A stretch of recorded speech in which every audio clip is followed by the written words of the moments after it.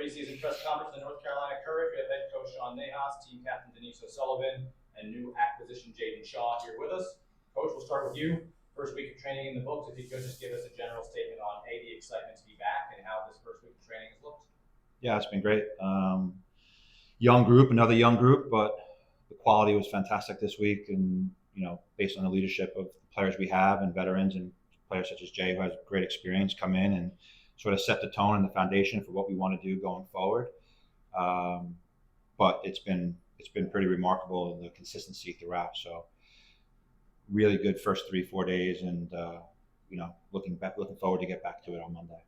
Denise, from your perspective, as the team coming in, a couple of new pieces like Jay and such, but a lot of returners this year as well. How has the team kind of come together in this first week back together? Yeah, great. It's only been 4 days so far in preseason, but I think the training environment here is fantastic, and we have new players coming in. We have players that we have already for a few years who are leaders. So it's been a great week so far. I think players come in and out, but the thing about the Courage is the culture stays the same and our values don't change. And I think that's very important in preseason, to be able to get these players that are coming in up to scratch and they see what we do here. But so far it's been really good.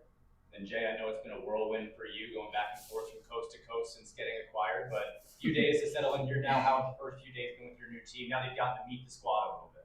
Yeah, I mean, it's been great. I love the standards here, and I think that I'm just really excited to get going. And I think the first week has been really good, and I feel like I'm already getting better. So yeah, I'm really happy to be here.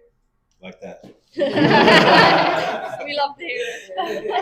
We've got a lot of people in the room and people on Zoom as well. We will start with folks in the room. Those on Zoom, please raise your hand if you have a question. Nicholas, I'll let you take it away to the questions. Yeah, just to begin, for both Sean and Sully, Mike Young's been here since the beginning for the Courage, and you mentioned it there that the Courage culture doesn't change, that high intensity training environment. What has Mike's impact on that been, and how has the work that he does impact each of you guys as players, and then Sean, for you guys as a staff with the group?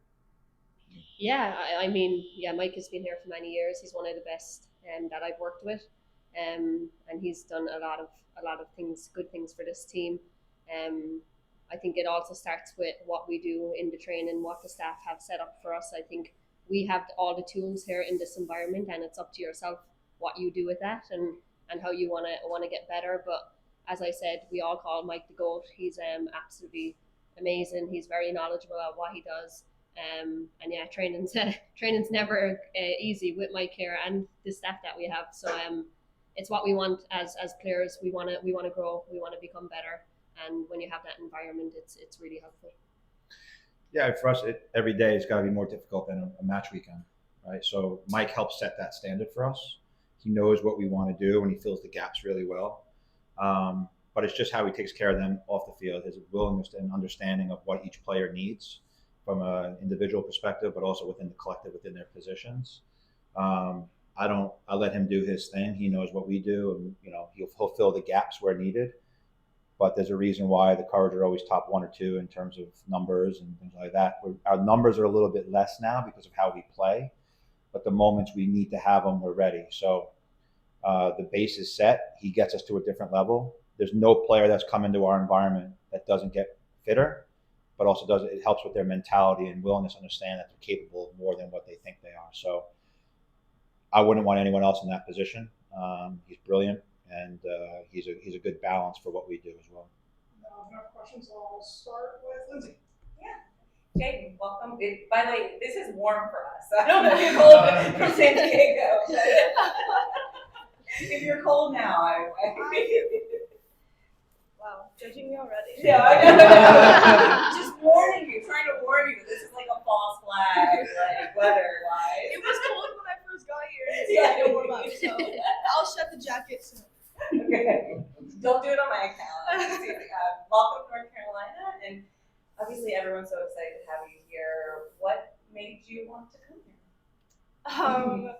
Yeah, I mean, I think I hated playing against North Carolina Courage. These guys make it really hard to play against them, and I'm just happy to be on this side of it, and I'm really excited to just play with all these amazing players, and with Sean finally coming back. I'm finally coming back to North Carolina. Known this guy for a while, but yeah, I'm just really happy to be here and be in the style of play that I think suits me, and I can hopefully help in the future with that. Trayvon Miles, ABC 11 here in Raleigh. Sean, how refreshing is it for you to, she just said courage culture. You planted roots here and kind of got this thing back on. How refreshing is it for you to see the work that you've been putting in with this program kind of paying off as your time here extends? Yeah, no, and to be honest with you, it's not me that's done that. We've given them a pathway to be able to create their own culture. We don't dictate that. It's players such as Sol, Mary, Ryan, KK, Case, everyone's a part of the culture.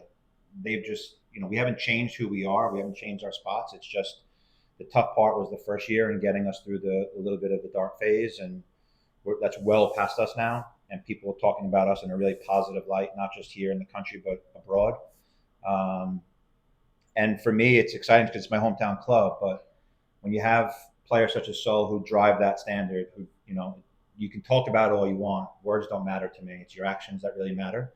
But I think what that culture has done with what they've created have made people such as Jay want to come here and play. Because I think when in this league, a lot of talk happens. If the culture is not right, it doesn't work. And, if you have the right people in your locker room, greatness can happen. And we're getting a mix of everything right now. And I'm proud of where we are right now, but I'm more so proud of what the players have done to help us get there. It's made my life easy. We have a great relationship. And I think at the end of the day, I'm happy for her because I know how hard it was for her too. And look, at the end of the day, what needs to be talked about a lot more is the fact that players that have been here since day one still have trusted the people that have been here to help us get through when they had opportunities to maybe do something else. And she loves this club, and she's a massive reason why we are where we are right now. Sean, Jesse McWilliams, Spectrum News. I am also new to the state as well. I've only been here for about 3 weeks, so I'm good to be here. But Coach mentioned a little bit of a young team. But what have you liked about this team through the first couple of days of training so far? Yeah, when I say young, it's just age. It's not experience. What the way we play allows us to go get players that we know come in right away and can play the way we want to play.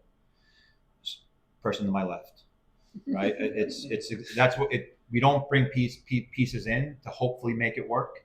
We bring pieces in that we know is going to make us better, and we're going to help them become better. So it's been a seamless fit, to be quite honest. Even the trialists, the kids from college, like they fit how we want to play, technically, tactically. So that makes it easy. But from my standpoint and looking at it, it's just the level of maintaining the standards that we want to play, the technicality and how we want to play, the difficult parts of what we do in training that may be new for some players, technical exercises and all that other stuff. But there's no downtime in our sessions. And I can tell you right now, my 4th year, I don't even know anymore, but my 4th year as a head coach, it's been pretty remarkable, the standard that's been set. So, but again, you have to have the right people, and that lead the way and makes our job easy. Luis Fernandez, WRAL. Hi, Jay. Nice to meet you. Hi, for Coach Sean and Jaedyn, would you just kind of describe your relationship and what it's like for you all to come back together in this moment? Well, I was committed to UNC for 4 years, so kind of talked to Damon a lot. I got to train with the boys academy when Sean was over there, so I've known him since I was probably like 13. Yeah. So I feel like we talk on and off. Like, when they would come play in San Diego and vice versa when I come here, we always have a conversation, just catching up. And we've always kept our relationship good. So I'm just happy to finally be coached by him and hopefully get better. Well, I know I'm gonna get better. I already have, but Hopefully. Sorry. Could have been a short stay for you. So sorry. I'm like, No. take that back. Look, all right, let's go back up there. I think, I've known Jay for a while. To be honest with you, Jay almost came to play for me in the academy, and things sort of, some things happened and didn't pan out. But again, I want top players here, but more so than anything, we want good people, because we know what the opposite effect can have. So, yeah, the important thing is when you establish those connections and you know that they're meaningful and they're genuine, it's easy to continue those discussions. And when the discussion started happening for me as a coach, it was what are we even waiting on? If we can make this work, let's make it. Let's see what we can do. But again, she's going to help us be better. We're hopefully going to help her improve in little aspects of the game. She's mature beyond her years in terms of how she plays football. I can't wait to see these two playing with each other. And so, I'll be honest with you, our midfield and our 9 position, I think it's top. But yeah, I'm ecstatic to work with her, and we're fortunate. And yeah, she'll be a key piece of what we do, just as everyone that wears our jersey is a key piece. Going off that, the midfield of 9 there, you have 2 attacking midfielders like Ashley, like Jay. How do you see that unit kind of coming together? Is it we're going to figure it out? Are there any kind of plans that you have? She'll tell. Like, my mind gets going, and I don't know what can happen. None of us do. Yeah, you gotta give me some time. It's only 4 days in. I have some ideas. I think it'll be fun. There'll be a lot of flexibility. It's not about position; it's about spaces, and what spaces do we want them to occupy, regardless of where their starting spot is. But I'm not there yet. Even if I was, I wouldn't tell you. Seems like a good problem. Yeah. I realized I never introduced myself. Lindsay gives power plays. Sean, can you tell us a little bit about the trade from your perspective? You said obviously when you heard it, you said right away, but what does that process look like going into the off season? You have big name free agents, obviously Caroline left, which is, I know, a loss for the club, but when do you start hearing about that? When did negotiations start? And from your perspective, what did that process look like? Yeah, I mean, to be honest, the process started a little bit after the season. I stay out of those discussions. Once the 2 clubs agreed to sort of open discussions, we got approval to speak with Jay. We jumped on a Zoom call, and we just showed her she knew what we do already, how we play, but it was just more of a connection, and really explaining to her how we feel that we can help her develop, which is important for a player to understand. But I think the decision for me was a no-brainer. I didn't have to talk with her; I already knew. But it was more so the clubs working it out together, because obviously she's a valuable piece of what they, look, she's one of the top young players in the world. I'm not saying that to put, it's the truth, right? And there's value behind that. So we had to make sure we got it right out of fairness to San Diego. And to be fair to San Diego, they did right by her. Yeah, it was a pretty short discussion. And once we started getting closer over the line, I let her know. She didn't believe me at first. But at the end of the day, I don't care the process. She's here. And I'm really ecstatic about our locker room, because they're players that want to be here, and we're going to be pretty fun to watch, and every player is going to play a major part in that. Jay, it's such a big decision to request a trade, to move, especially at such a young age. I think it takes, I was going to say courage, I'll say that's too cheesy. But how did you kind of come to the decision? Were you nervous, like when you were deciding that you want to change where you're training, where your club is, and how much did you look overseas as well? Yeah, I mean, of course, it was a very bittersweet decision for me, considering my family is also in San Diego now. But I think the biggest thing for me and for my family, and just how I function, is my faith. And I think just based off of how I felt this whole 2024, I think it was time for me to take that next step in my career. And I talked to my family a lot about it, talked to God a lot about it, and I think for me it felt right, and it felt like the right time, and I haven't gone back on that decision at all. So yeah, I'm just excited to be here, and I'm really grateful that San Diego made it happen for me, and yeah, they will always have a special place in my heart. What was your reaction? I mean, I was buzzing. Yeah, so I'm happy to have her here now. It's been fun at training already with her. I think her attitude's fantastic. Willingness to work for the team, to do things off the ball is really great, and that's important. And I think the most important thing is the human side, and she's a good person, and she fits in our locker room. So we're really happy to have her, and there's other players that have come in as well, the same thing. So so far we're in a good place. So, Go ahead, please. so like for you as someone who's a leader on this team, somebody that's been here and helped establish this culture and environment, what does it mean to you to hear somebody say that this is an environment they want to be in, they actively want to come to, this is an environment players want to be in? It means a lot, because I think that behind the scenes a lot of work has been done in this club, and from the staff, from the club itself in a whole, and then from the players that have been here a long time. So to have these players coming in and want to be part of this environment is really exciting. I think the club has grown a lot, has come a long way. We still have work to do, but that's all part and parcel of it. But yeah, it's just great that we're getting these world-class players in here, and we can develop this team and yeah, have a good season. Denise, Sean mentioned, there is a lot of youth on this team, but they're not necessarily youthful in their soccer experience, right? What do you kind of view your role as with all these young players like Jay, already captain, sure, but like, does that mentor role turn up even higher now? Yeah, of course. That's the goal for me. I want to be a leader.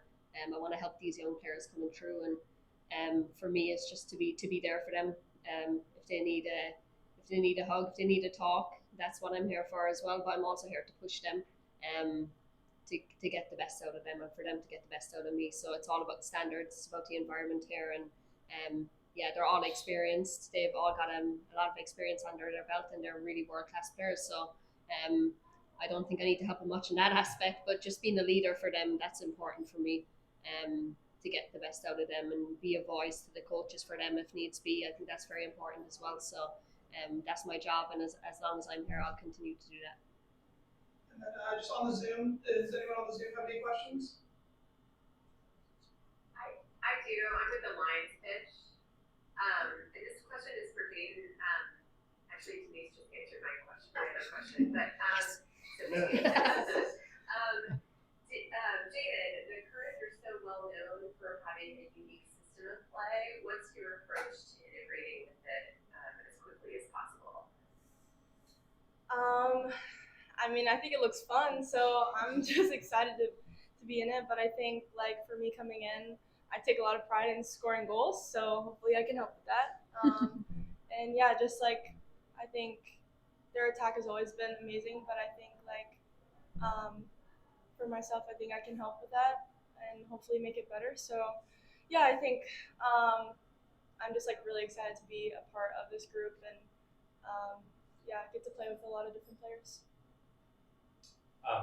Jay, just kind of going off of that a little bit.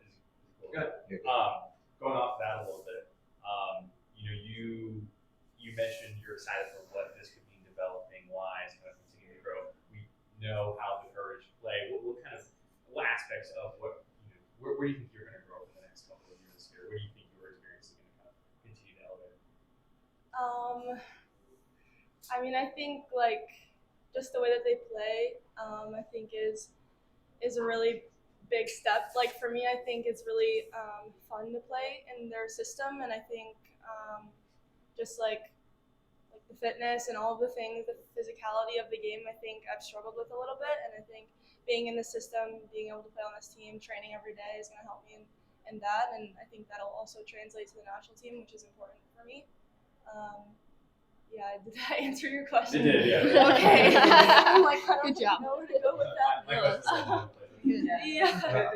I'll say as well, like for her or any player, it's being in a system that suits their qualities, right? Like if we played transitional, it wouldn't suit her qualities. She wants to be on the ball. So the system, the player fits into the system. The system can't change for the player. So that allows for her just to be herself. It's no different than with this one. Like, she'll do the work off the ball, but when she's on the ball, her game goes to a different level. And I think that's really important, that you put the right pieces in. It allows for their qualities to be enhanced. I don't think anyone has seen the best of her. Actually, I'll say I know no one has seen the best of her. And I think that's an exciting thing for all of us. But I'd say the same for her. She gets better and better every year, just as the team does. I mean, the development of some of our players from day one has been tremendous here, just in our environment. We have so many stories that could be told that I wish were told more. And one thing I want to make sure I make mention of, because you guys brought it up about culture, You guys need to talk more about what she's done to help the culture, not me. I think that's got to be a story in and of itself. Because I think, like I said, she had a lot of choices this one. And I don't think that's a story that's told well enough, because the Courage is the way they are because of people like her. And I'm not saying that because she sits here, we bust each other's chops all the time, but she holds me accountable. When I need to be held accountable, she'll call me out. And that's a healthy relationship. It's nothing personal. But that story needs to be told more. Not me, not the front office, not the backroom staff. What her and some of her teammates from the years past have done to help get this club back up and running is a story that needs to be told, because I think a lot of clubs can benefit from that. Jay, your former club teammate, been making some headlines with Amy McDermott getting the $1 million transfer fee. Have you talked to her any, and what do you think that means for women's soccer? Yeah, I mean, I think if anyone deserves it, it's Nay. She's the most humble player I've literally ever met. And yeah, I think it's a really cool opportunity for just women's soccer altogether. And I think she's really a trailblazer, and I'm so proud of her. She's an incredible person and an even better player. And I think, yeah, she's a really good teammate, and I'm really happy for her. Sean, what are your thoughts on seeing that barrier be broken? It's long overdue. I think I've said it from day one. People keep talking about investment in women's sports. It's not what they're owed. It's been deserved for years. Just people had to open their damn eyes to recognize it. And yeah, it's great, but they're still behind. And it's not their fault. None of their fault. No one in the locker room's fault. No club. It's the people that are outside of the locker rooms that just don't want to see it. I think a lot of the problems become when people don't want to admit their fault. And now it's just slow increments, but it's not going anywhere. And the game's not changing. And am I happy? Yeah, I'm happy because I'm a part of the women's soccer, women's football universe. But this is well overdue. And if this is a small step in the right direction, great. But it's got to keep going forward, because I can tell right now, there's players in our locker room and beyond that have very high value. And if you don't acknowledge the value in any business, you lose good people. But yeah, you are talking to the wrong person if you think that I'm not going to say that women don't deserve. And I'm proud to be in women's football.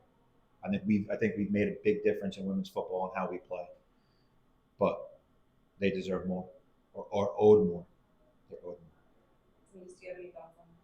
Yeah, I mean, I think it's fantastic to see. I think it just shows the growth of women's football and where it's going. But as Sean says, I think there's a lot more room for improvement, and I just hope to see it keep growing going forward, and more things start to happen for women's football. I think, minimum standards shouldn't be acceptable in women's football. That's minimum. That's just to get by. Standards are standards for a reason. There should never be a minimum standard. Standards should always be to the highest order. When we talk about standards here, it's not like, hey, just get here. No, standards are the high. And minimum doesn't cut it for me. And I'll continue to push until we get what these guys deserve, because it always should be a maximum. That's the standard. Also, what is it? Do there any preseason? What's the preseason schedule look like? We'll go to Florida on the 12th, and then we'll have a couple of games down there, probably 2 games. Obviously, some of them go away to international camps in between. So, and then we'll come back, hopefully play a couple of boys teams maybe. Still working on it all, and then kick it off with a good solid weekend on the road at Louisville. But right now we're 1 week in. We just want to make sure we get better each day. So College or other teams? I won't play college teams. Thank you.